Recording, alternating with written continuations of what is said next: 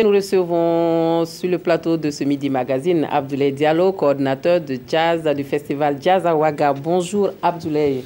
Bonjour. Et bienvenue sur le plateau du Midi Magazine de la télévision de Burkina. C'est avec beaucoup de plaisir.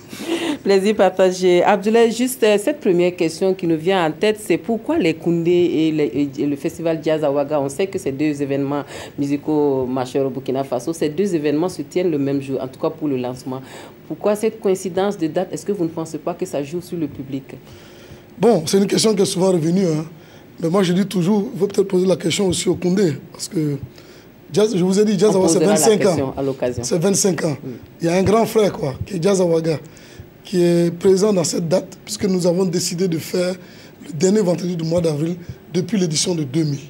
Depuis 2000, donc ça fait 17 ans, avant même la création de Koundé, nous avions déjà cette date.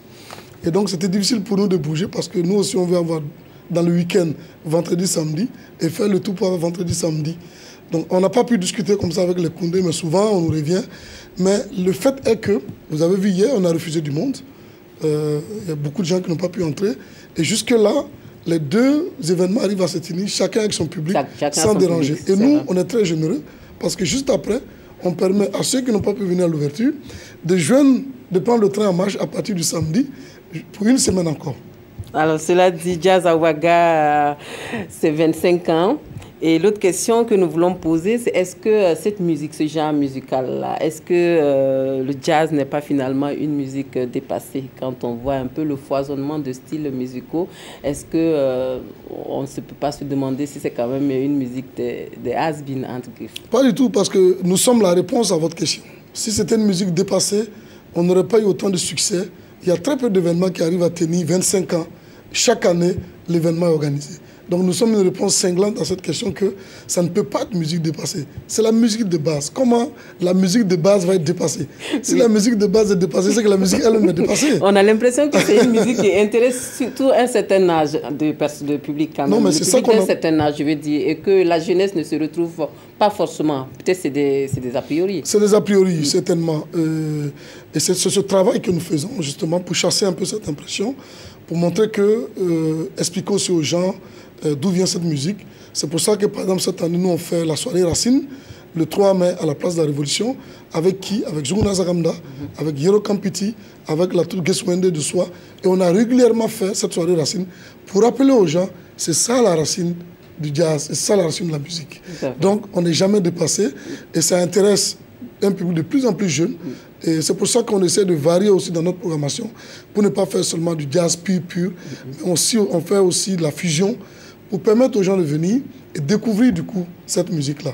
Mais quand vous découvrez, vous ne vous détachez plus. Moi, quand j'ai découvert le jazz, j'avais à peine 20 ans. Je n'ai jamais lâché. J'étais à fond, passionné dedans. Okay. Voilà. Jazz à Ouaga à 25 ans, vous avez commencé à parler un peu du programme de cette manifestation. Quelle coloration vous donnez à l'événement cette année?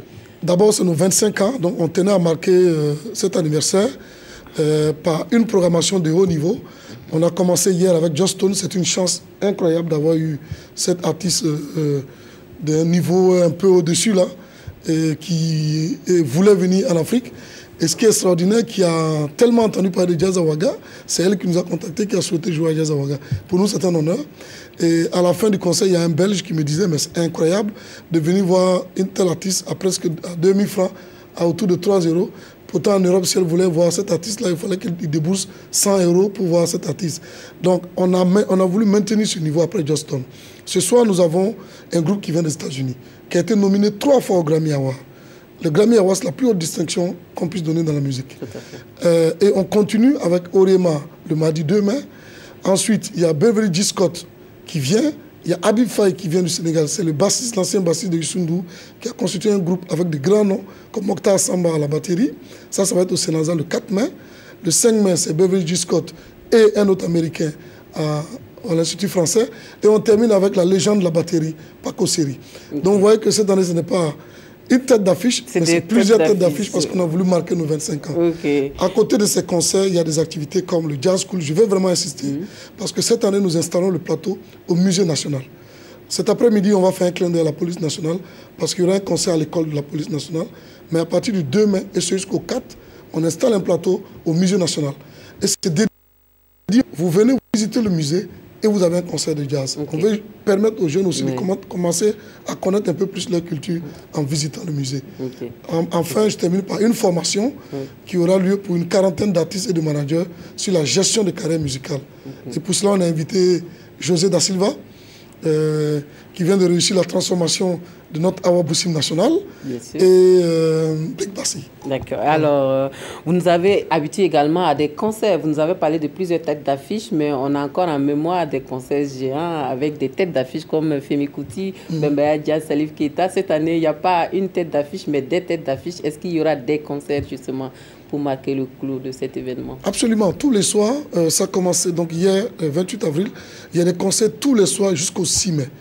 Et il y a différents lieux. Oui, différents lieux. À l'Institut français, au Sénasa. L'Institut français, donc, c'est du 28 au 6 mai. Le Sénasa, c'est le 30 avril et le 4 mai. Et la place de la Révolution, le village du festival, c'est tous les soirs, à partir de 22 h, même dès 20 h. Et c'est vraiment un village où il y a des groupes qui sont programmés. Les artistes viennent faire les jam sessions.